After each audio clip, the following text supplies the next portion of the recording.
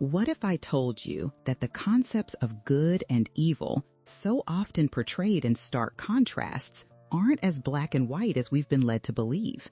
Have you ever found yourself questioning the nature of evil? It lurks in the shadows of our society, cloaked in fear and confusion, waiting for a moment of vulnerability to reveal its intricate details. What if we're wrong in our understanding of morality? Have we carefully constructed a myth around order where evil must follow certain rules? This myth decorates our lives with an illusion of safety, leading us to believe that if we just adhere to a list of moral guidelines, we will be shielded from darkness. But what if evil doesn't follow these rules? Elisabeth Kübler-Ross, a groundbreaking psychiatrist who dedicated her life to understanding death and the human experience, offers pivotal insights into this complex canvas of human emotions. Her stages of grief, denial, anger, bargaining, depression, and acceptance provide a framework that not only illuminates the process of coping with loss, but also allows us to ponder the nature of evil. How often do we deny the darkness within ourselves, pretending it doesn't exist? This denial offers a facade of control, but ultimately blinds us to recognizing our contributions to suffering, both in ourselves and others. That's where anger comes into play. It can erupt unexpectedly like a volcano, spewing forth destruction and chaos. Have you ever reacted to a situation with a torrent of anger, pondering later if that response might have stemmed from a place of suppressed emotion? Sometimes our anger at external events is merely a reflection of our inner turmoil.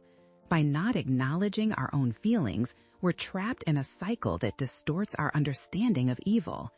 Instead of seeing it clearly, we project it onto others or global issues, creating a narrative that absolves us from responsibility.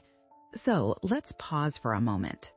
What does it mean to accept that there is an element of evil woven into the fabric of our reality?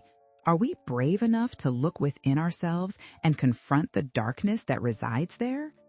Dr. Kübler-Ross's work encourages us to do just that, to face our emotions in their rawest forms.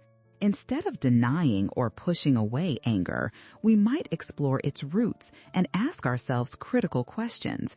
What is this anger trying to tell me? How can I transform this energy into understanding rather than hostility? As we navigate our understanding of good and evil, we must be willing to embrace a truth that can be uncomfortable yet liberating. The path to real insight involves peeling back layers of denial and acknowledging that we all hold the potential for both light and darkness. Each of us contains this duality. Thus, rather than fearing our shadows, perhaps it's time we engage with them. What would our lives look like if we stopped seeing evil as an external force and began to understand it as a part of our own human experience? If you are seeking the truth, subscribe now and activate notifications to unravel the complexities of the human mind. Join me as we explore these themes further, challenging our views on morality and opening up a dialogue that can lead to profound self-discovery. The journey ahead promises revelations that will transform our understanding of what it means to be human in a world filled with gray. Let's step into the unknown together, prepared to confront and embrace the many faces of our own existence. Diving deeper into our exploration of evil, let's examine two critical emotional responses, denial and anger. These states are not merely reactions, they serve as lenses through which we interpret the very nature of malevolence. Reflect for a moment. How often do you find yourself denying feelings that seem too overwhelming, too discomforting to face? We all experience moments when acknowledging our reality feels like stepping into a dense fog of confusion. Denial can feel like a warm blanket, cozy and protective, shielding us from the harshness of truth. But like any protective layer, it can also be suffocating. Dr. Elisabeth Kübler-Ross articulated this phenomenon beautifully through her stages of grief, helping us understand that denial often serves as a defense mechanism. This defense kicks in when we encounter emotional pain or confront unsettling realities. Ironically, in attempting to shield ourselves from evil, we might inadvertently empower it. Think about the anger that bubbles beneath the surface when we are confronted with chaos, be it in our lives, in our relationships, or within the world around us. Rather than directing that energy back into ourselves to foster growth and understanding, we might find ourselves projecting this anger onto those around us or labeling them as evil. Have you ever found yourself in a heated argument, unable to see the other person's perspective because your anger blinded you? Perhaps a disagreement with a friend escalated because you were so caught up in defending your stance that you couldn't recognize any truth in their feelings. This common scenario highlights a vital truth. Anger is often a mask for deeper emotions. What lies beneath the anger? In many cases, it's fear of losing control, or fear of vulnerability in allowing ourselves to feel. As you reflect on your own experiences, consider this.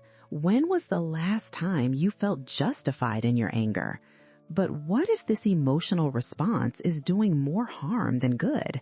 How often do we allow the anger we feel to dictate our judgments of others, distancing us from our compassion and empathy? Kübler-Ross's stages encourage us not just to experience anger, but to understand it. Instead of repressing or denying it, we can see it as an invitation to look deeper. What if we viewed our anger as an opportunity rather than a setback? If we could shift our perspective, we might find that anger, when acknowledged and understood, can serve as a pathway toward healing. Now, think about your everyday life. How often do you engage in denial regarding your challenges or emotions?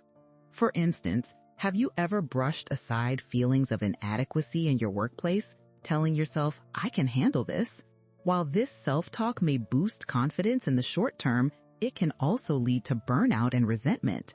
What if instead you embraced those feelings, acknowledged them, and asked yourself why they arise? Identifying these emotional patterns can lead to a crucial realization that both denial and anger distort our views of evil and morality. They can set us on a path that diverts our attention away from personal accountability, leading to a misrepresentation of our own contributions to the suffering we perceive. Here's a poignant thought. If we can give ourselves permission to admit when we are angry or in denial, might we open the door to deeper self-reflection? Can we challenge ourselves to face these uncomfortable truths instead of running from them? What if the act of accepting our darker impulses empowers us to cultivate compassion, not just for ourselves, but for others who struggle with their shadows? This exploration invites us to confront difficult questions. What happens when we stop pointing fingers and start to look inward? What if, instead of demonizing others, we learn to embrace our shared humanity, accepting that we are all grappling with the duality of good and evil? Have these reflections sparked something within you? If you've ever experienced denial or anger regarding the nature of evil, I encourage you to share your thoughts in the comments below. Each of us has a unique journey, and through this dialogue, we can learn from one another, unraveling the threads of our collective understanding. As we navigate this complex emotional landscape, we're prompted to reassess our views of both ourselves and the world around us. Remember, these feelings are universal. They bind us in our shared humanity. Together, let's embrace the transformative power of facing our truths, allowing acceptance to carve a path for healing and ultimately understanding. By doing so, we'll be one step closer to illuminating the shadows of evil that dwell not only around us, but within us as well. As we continue our journey into the nature of evil, let's shift our focus to two more complex emotional stages: negotiation and depression. These feelings often reflect our inner struggles when we confront what we see as malevolence in ourselves or the world around us. Have you ever found yourself trying to bargain with your own emotions, attempting to negotiate a deal with yourself to avoid facing a painful reality? This act of negotiation can take on many forms, promising to change, to do better, or to ignore troubling thoughts if only we can escape the discomfort they bring. In the context of evil, negotiation can illuminate the ways we attempt to control chaos. For instance, when faced with a betrayal by a friend or partner, we might bargain with ourselves. If I ignore this, maybe it will get better. If I do everything right, will they come back? This line of thinking encapsulates the human desire to regain power over the uncontrollable and find a semblance of order. But what we often miss in these moments of negotiation is that evasion doesn't resolve the underlying issues, it merely masks them. Kübler-Ross reminds us that while negotiation can provide a temporary reprieve from emotional turmoil, it may lead to deeper feelings of powerlessness and depression. Imagine this cycle. We convince ourselves we can negotiate our way out of evil or pain, only to find ourselves spiraling into despair when it becomes clear that these tactics aren't yielding the desired results. When the promise of negotiation fails, we may sink into depression, a heavy cloak that drapes over our entire being, obscuring the light of hope and possibility. Reflect on your own experiences. Have you ever found yourself in a dark place, feeling utterly defeated by a situation? Perhaps there was a time when you felt nothing was fair or just, and in that abyss, you questioned your contributions to the chaos around you. This self-reflective moment can be disheartening, but it offers an invaluable opportunity for growth. Instead of simply succumbing to despair, could this be a call to action? How do we translate feelings of powerlessness into empowerment? Many of us may have felt a sense of hopelessness when confronted with the vastness of human suffering. For example, witnessing injustice, be it in our communities or around the globe, can leave us feeling small and inconsequential. In these moments, we might grapple with the realization that our capacity to affect change feels limited, leading to a negotiation between the desire to act and the depressive weight of inaction. However, it's essential to recognize that this struggle is universal. Every person at some point has felt overwhelmed by the weight of their realities. In saying this, it becomes crucial for us to shift our focus from despair to action. Instead of paralyzing ourselves with thoughts of what we cannot change, might we embrace the idea that even small actions can create ripples of difference? Embracing our feelings of negotiation and depression can catalyze transformation. Sometimes it serves as a crucial wake-up call, prompting us to rethink how we engage with the world. Do we allow ourselves to feel all the emotions associated with these struggles? Or do we merely skirmish with them? By navigating through these feelings, we can uncover insights that enlighten our understanding of ourselves and our roles in the grand theater of life. What if, instead of running from depression or negotiation, we approach them with curiosity? Can we ask ourselves, what is this feeling teaching me? How can I use this experience to foster a deeper connection with others? Recognizing that both negotiation and depression are signposts on our journey may equip us to confront our own inner darkness in a more compassionate way. With that in mind, let's engage in a meaningful dialogue about our experiences. What negotiation strategies have you deployed in times of despair? Have they brought clarity or confusion? I encourage you to share your thoughts in the comments below. Each narrative contributes to the collective understanding of how we deal with the darker aspects of the human experience. As we explore the depths of these emotions, we move closer to home, our inner selves. We begin to understand that even in chaos and confusion, there lies the potential for growth and awakening. By dissecting the uncomfortable truths of our emotions, we can pave the way toward a healthier relationship with both ourselves and the world.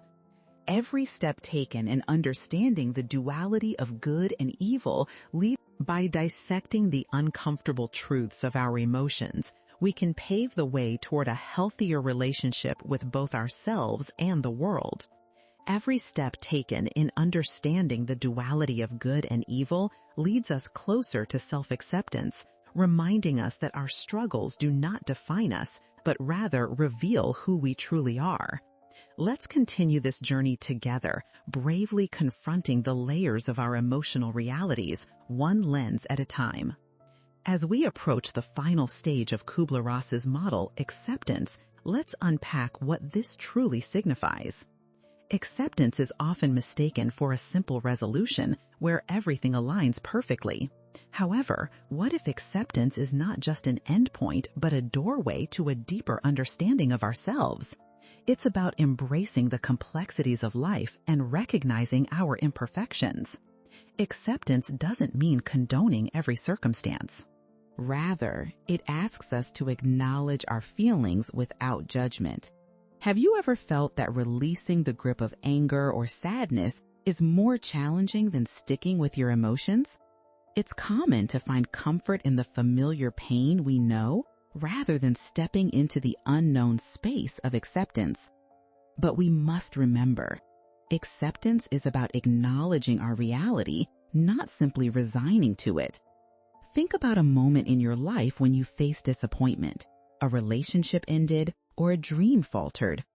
Initially, the emotions may have felt chaotic, clouding your judgment. You might recall slipping into negotiation, bargaining with your thoughts in an attempt to regain control. Yet what if acceptance was waiting for you on the other side? It beckons us to recognize pain as part of our human experience, not just a flaw to overcome. Imagine looking into a mirror, confronting a version of yourself that feels damaged or broken. What if you dared to say, "I accept you, even in this messiness"? Embracing our dysfunction can be incredibly powerful. Acceptance means understanding that our vulnerabilities are not hindrances, but essential aspects of our humanity. Instead of viewing life as a constant battle between good and evil, we can redefine our perspective to recognize our shared resilience. This makes acceptance a beautiful act of self-love. By acknowledging our flaws, we begin to extend that empathy to others. When someone wrongs us or when we witness injustice, acceptance allows us to view them through the lens of shared humanity rather than as mere antagonists. It opens a pathway for compassion, encouraging us to seek understanding instead of division. So how can we practice acceptance regularly? It starts with small acts of self-compassion. When feelings of frustration or sadness emerge, instead of dismissing them, we can choose to acknowledge their presence. Ask yourself, what can I learn from this? How does this help me grow? Instead of feeling burdened by negative emotions, we can view them as opportunities for reflection and connection. Reflect on your daily interactions. When a difficult emotion arises, could you allow yourself to sit with it rather than rushing to sweep it away? How often do we treat our emotions as mere nuisances rather than valid experiences? By embracing acceptance, we move toward a radical transformation in how we engage with the world. As we embrace this journey of acceptance, we begin to dissolve the self-imposed barriers that keep us isolated from others. Each act of acceptance nurtures a world where vulnerability and strength coexist harmoniously. Imagine a landscape where we recognize that everyone is wrestling with their own demons. By allowing this realization to seep into our consciousness, we can approach our relationships with genuine empathy. I invite you to share your experiences with acceptance in the comments below. How has embracing acceptance transformed your perception of your struggles? What insights have emerged when you allow vulnerability to shape your identity? Each story serves as a bridge connecting our collective experiences. In conclusion, acceptance is not a destination, but a meaningful journey. It invites us to engage deeply with the truth of our existence, transcending labels of good and evil. By confronting the complexities of our emotions, we can unlock a more profound understanding of ourselves and the world. Together, let's navigate this intricate tapestry of human experience, crafting a shared narrative that enriches all of our lives. As we move into acceptance, we take bold strides toward connection, healing, and ultimately embracing our full humanity. Now that we've navigated the stages of denial, anger, negotiation, depression, and acceptance, we come to the profound realization that this journey is not linear. Life, in its essence, is a continuous flow of experiences, emotions, and reactions. Have you ever found yourself revisiting feelings you thought you had resolved? This is a well-known part of the human condition. Healing isn't a straight path, but a complex dance, often bringing us back to confront emotions we believed we'd left behind. For instance, let's consider a common scenario. You might feel the initial anger of losing a job, only to think you have processed it completely through acceptance. Yet, a few months later, during an unexpected encounter or a new setback, the familiar pattern of denial or sadness might resurface. It's through these re-emerging feelings that we can gain deeper insights into ourselves and our reactions to life's challenges. But here's where we can shift our understanding. Instead of seeing these revisits as failures, what if we could treat them as opportunities for deeper introspection? Each time we confront these feelings again, it allows us to peel away another layer of our emotional landscape. Could it be that each cycle offers us a chance to learn and grow further? What if we could harness the strength from each confrontation, using it to propel ourselves forward rather than backward? Kübler-Ross's model serves as a valuable framework for understanding our emotional responses, but it is essential to recognize that it doesn't merely apply to grief or loss. These stages can reflect any significant life change, whether it's a breakup, an unexpected life transition, or even the unfolding of world events that shake our faith in humanity. The more we acknowledge this cyclical process, the better equipped we become to embrace the depth of our emotions. Let's consider how this might unfold in your life. When faced with a challenge, you might initially respond with denial, convincing yourself that everything is fine. Upon realizing the truth, anger surfaces, leading to attempts to negotiate a way out of the situation. Perhaps you cycle through a period of sadness before finally arriving at acceptance.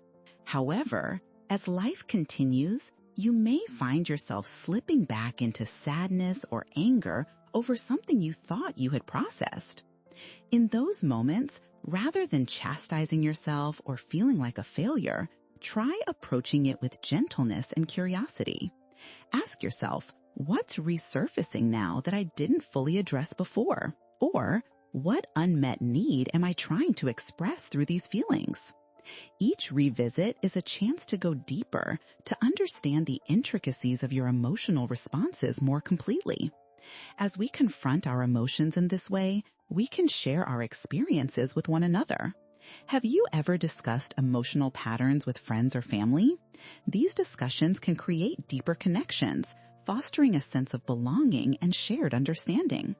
By illuminating our vulnerabilities, we cultivate a culture of openness where others feel free to express their struggles. Consider the metaphor of a garden. Healing resembles nurturing plants. Sometimes you'll find weeds sprouting in areas you thought were clear. Rather than seeing weeds as failures of your gardening, recognize them as opportunities for care and growth. When we tend to the weeds, we create space for new growth. Can you apply this concept to your emotional garden? Let's invite a dialogue on this dynamic process of healing and emotional growth. How have you recognized recurring emotions in your life? What insights have these moments offered you? Sharing our experiences helps weave a richer fabric of collective wisdom and nurtures greater understanding among us all. As we move through these complex layers of emotion, the journey towards emotional maturity and understanding deepens. We begin to realize that these cycles are not signs of weakness, but profound opportunities for growth. Each revisitation of our emotions empowers us to break through old patterns, unlocking new pathways to healing and connection. So as we step into the next chapter of this shared journey, let us embrace the complexity of feelings with open hearts and minds. Let's remind ourselves that we are all part of this intricate, beautiful tapestry called life, woven together with threads of resilience, vulnerability, and shared humanity.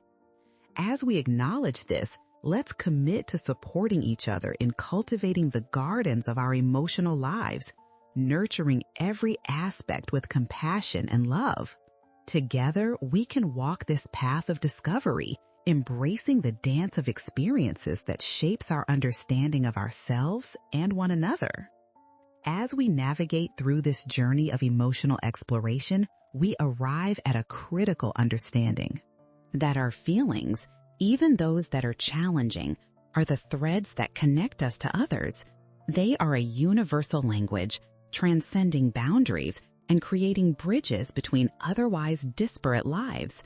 Have you ever considered how sharing an emotional experience can bring you closer to someone? When we open up about our struggles, we frequently witness an unexpected response, a sense of resonance, an acknowledgement that we are not alone in our pain. When we think about vulnerability, it often feels daunting. We may fear judgment or rejection, leading us to build walls around our emotions. Yet, what if we flipped this expectation on its head?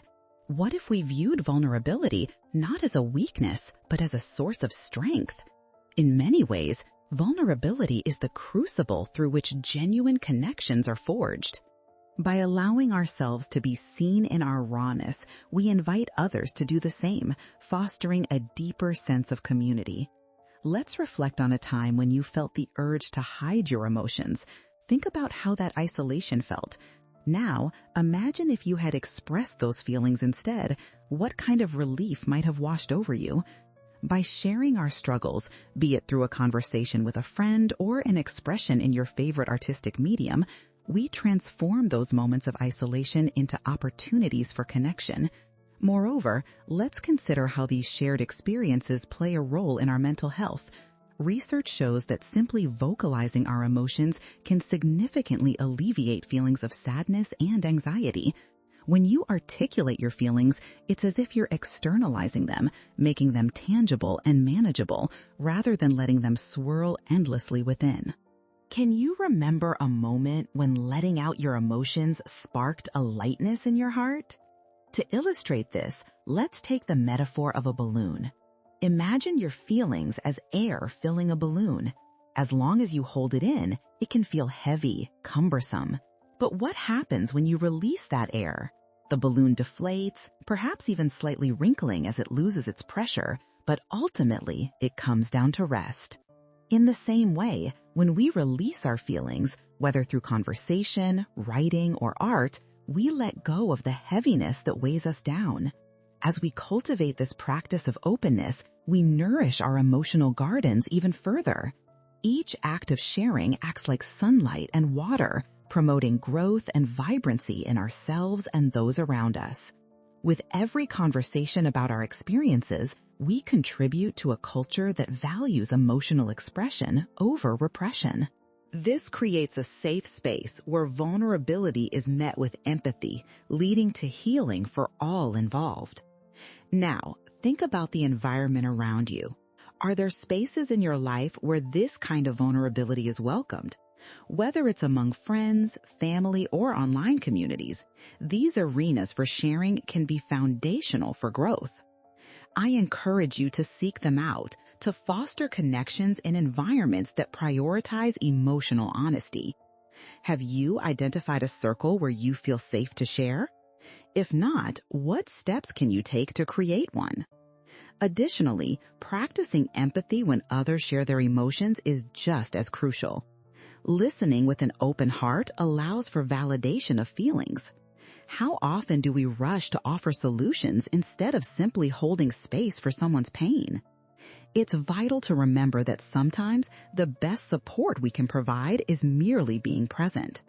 As we reflect on the importance of vulnerability and connection, let's not forget that each of us carries a unique story. By sharing our narratives and by inviting others to share theirs, we build a community rich in diversity and understanding. Everyone's experience adds texture to our collective tapestry of existence. How might your story intertwine with someone else's? What new patterns can emerge when we embrace our shared humanity? As we conclude this leg of our journey, I invite you to think about ways you can encourage vulnerability in your life. How can you cultivate spaces for yourself and others to express their emotions without fear? Together, we can strengthen these bonds, ensuring that no one feels isolated in their experiences. In this shared exploration, let us celebrate the connections formed through vulnerability, nurturing the emotional gardens we cultivate within ourselves and for our loved ones. By doing so, we not only transform our individual experiences, but also build a more compassionate world. Together, let's weave our stories into the rich tapestry of life, knowing that each thread bears the weight of our shared struggles, triumphs, and collective human experience. It is this very complexity that makes us truly beautiful, imperfect yet whole, alone yet connected. As we stand at the culmination of our exploration of emotions, vulnerability, and connection, it's vital to take a moment to acknowledge the richness of this journey. Each stage we've traversed, denial, anger, negotiation, depression, acceptance, and the embrace of vulnerability, has equipped us with essential tools for navigating the complexities of human existence. However, the journey doesn't end here. It continues as we leave this conversation and step back into our lives. Now, consider how you can integrate these insights into your daily experiences. Relationships are much like a garden. They require consistent care and attention. So, how can you nurture the emotional well-being of both yourself and those around you? The invitation goes beyond acknowledgement. It calls for active participation in this emotional landscape. Begin by checking in with yourself regularly. Are you giving yourself the space to feel and express your emotions? Reflect on your current emotional state. Are there areas of your life that need tending? By acknowledging your feelings and aiming for a balance of care, you pave the way for deeper connections with others. Additionally, think about the impact of small acts of kindness. A simple text, a heartfelt question, or an offer to listen can cultivate a sense of belonging. Have you considered the power of just asking, "How has your week been?" This opens the door for someone to share, allowing for genuine connection. Each interaction holds the potential to weave threads of understanding that bind us closer together. Remember that emotional connection is reciprocal. When you extend yourself and allow others to do the same, you create a safe space for vulnerability.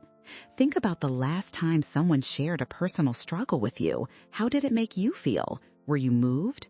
Most likely, that exchange deepened both your bond and understanding of one another. Now imagine creating that safe space in every interaction. What would your relationships look like if each moment became an opportunity to nurture empathy and compassion? One vital aspect we haven't fully explored is the idea of forgiveness, both self-forgiveness and forgiving others. Forgiveness is a crucial step in emotional healing. It liberates us from the burdens of resentment and frees our hearts to connect more deeply. When we forgive, we let go of the chains that bind us to past pain, making room for new growth and transformation. Can you recall a time when practicing forgiveness, either forgiving yourself or someone else, opened doors to new relationships or rekindled old ones? Ask yourself, what emotions or experiences do you need to forgive? How can this act of compassion elevate your emotional state? It might be beneficial to write down feelings of resentment or sadness in a journal, allowing space for them to be expressed. After writing, you can tear up the paper, symbolizing your decision to release these burdens. As we engage in this process of nurturing ourselves and others through vulnerability, we begin to enrich our emotional gardens further. Consider creating rituals that allow for emotional sharing. Perhaps it could be a weekly coffee chat where sharing becomes an expectation, or a monthly gathering with friends focused on discussing significant life events. Whatever it is, thoughtfully designing these moments can strengthen your connections. Finally, let's return to the idea of community. When we cultivate a supportive environment around us, we create a ripple effect that resonates far beyond our immediate circle. Each conversation, each shared story adds to a broader conversation on emotional strength and resilience. Can you envision how a single act of kindness can inspire others to do the same? This ethos of compassion can spread, forging connections across communities. As you move into the next steps of your journey, remember to embrace the complexity and imperfection of being human. Let your vulnerability shine as a beacon of connection, inviting others into a space where they too can feel safe. Each time you engage openly with your emotions, you create a pathway for others to follow, lighting up the path toward mutual understanding. I urge you to continue this dialogue. Reflect on the moments when you felt vulnerable and how those experiences transformed your connections. Join me in this ongoing journey of emotional exploration. Share your stories, uplift one another, and remember that every thread of narrative counts. Together, we are creating a tapestry of resilience and compassion that weaves its way through our lives. So as we conclude our discussion today, let us carry forward this message. The journey of emotional growth and connection is a shared endeavor, one that binds us in our struggles and our triumphs. Let's nurture this garden of emotions together, ensuring it flourishes for ourselves and generations to come, crafting a legacy of empathy, understanding, and love.